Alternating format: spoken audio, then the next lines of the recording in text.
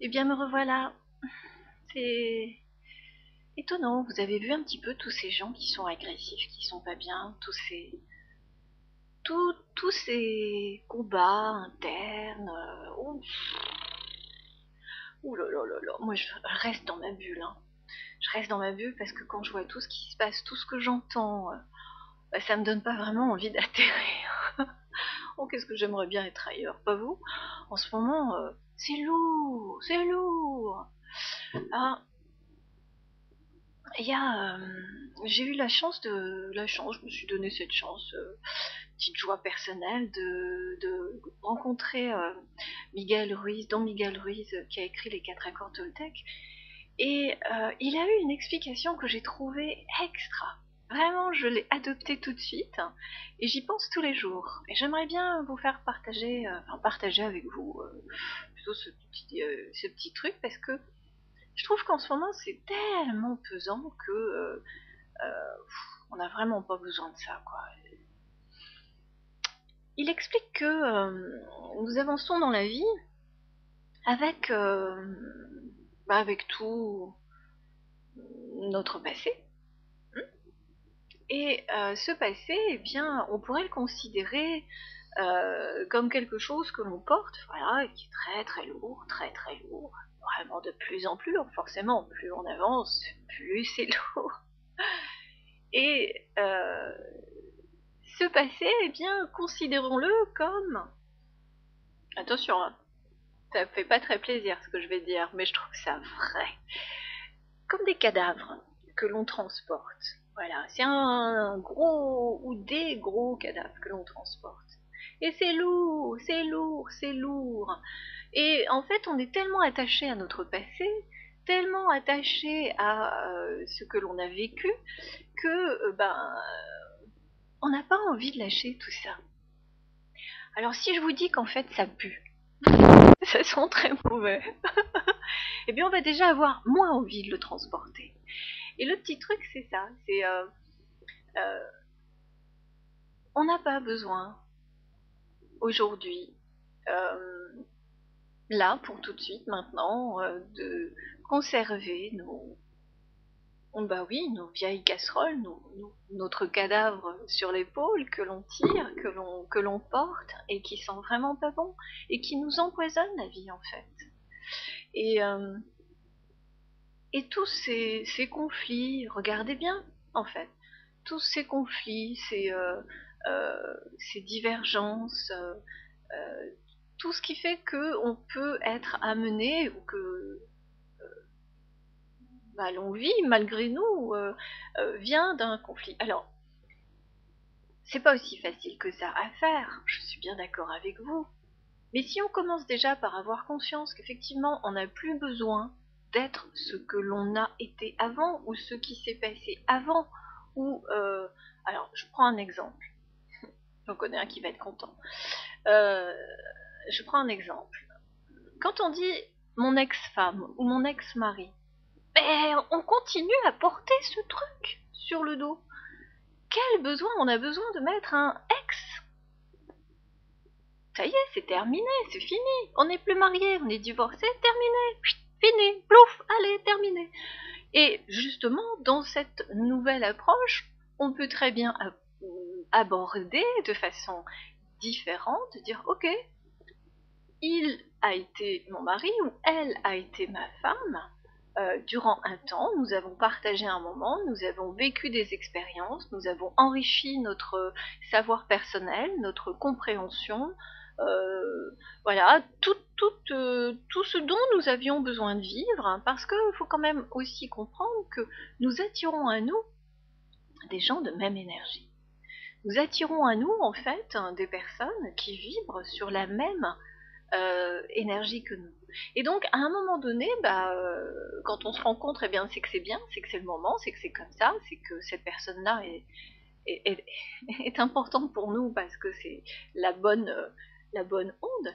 Mais dès qu'en fait, il n'y a plus cette même énergie, que nous ne sommes plus sur la même vibration, eh bien, autant se séparer, voilà, et tout va bien. Hein. Et inutile de continuer à porter cet ex sur le dos en permanence. Voilà, ça c'est une chose. Et puis, quand je regarde, j'entends beaucoup autour de moi aussi, et comme on sait, la vérité sort de la bouche des enfants. Et mon fils me dit, maman, je trouve que depuis quelque temps, tu souris moins, tu ris moins. Alors là, il m'avait beaucoup étonné. Je dis, ah bon, c'est vrai, tu penses ça? Et il me dit, bah oui, regarde, quand je te parle, tu souris pas, avant tu riais toujours, etc. Je dis, ouais, c'est ton sentiment, c'est vrai, peut-être. Peut-être, oui, peut-être que tu as raison, mais moi j'ai pas le sentiment d'être moins gaie, j'ai pas le sentiment de ne pas rire, j'ai pas le sentiment d'être comme ça. Et en fait, de par sa vision des choses, il me voit comme ça. Et moi, de mes yeux à moi, de ma vision des choses à moi, je me vois vivre comme ça.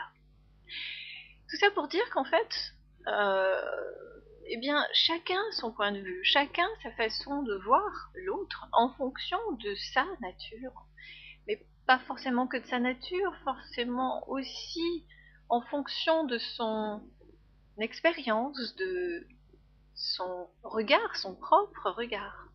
Alors là encore, il y a un bel exemple, un très bel exemple, c'est imaginez-vous entrer dans une salle de cinéma et vous vous voyez là, vous êtes là, vous regardez, en train de regarder ce film qui se déroule, qui est votre vie. Forcément, vous allez vous regarder avec vos yeux à vous. Vous sortez de cette salle et vous allez dans une autre salle.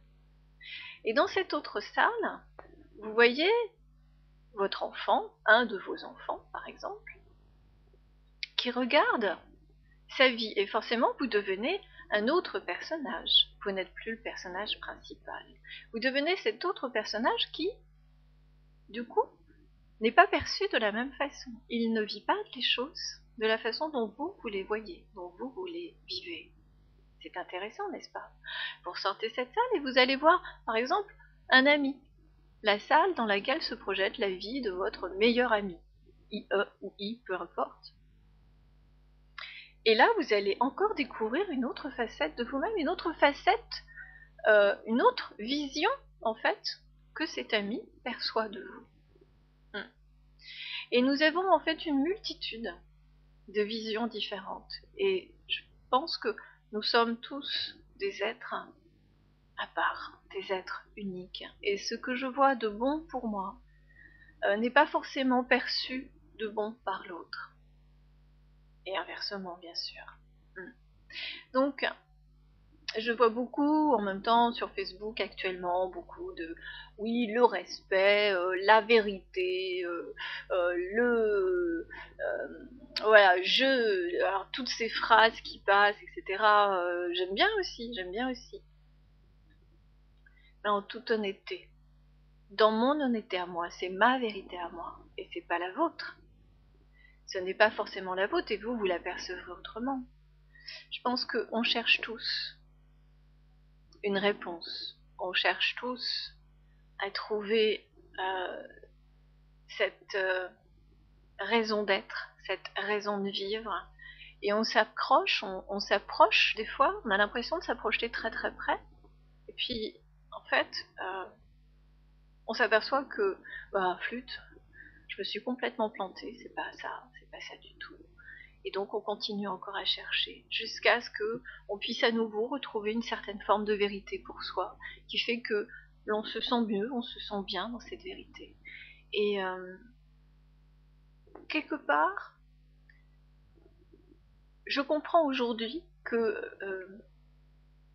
si nous pouvions rester avec notre esprit tout neuf, notre esprit vierge, tous les matins, tous les jours, et d'accueillir ce qui se présente, d'accueillir, et puis d'arrêter de jouer un rôle pour l'autre. Allez, je vous embrasse, si vous le permettez bien sûr, sinon, eh bien, je vous envoie tout plein de très jolies pensées sincères. Et je vous dis à bientôt. Au revoir.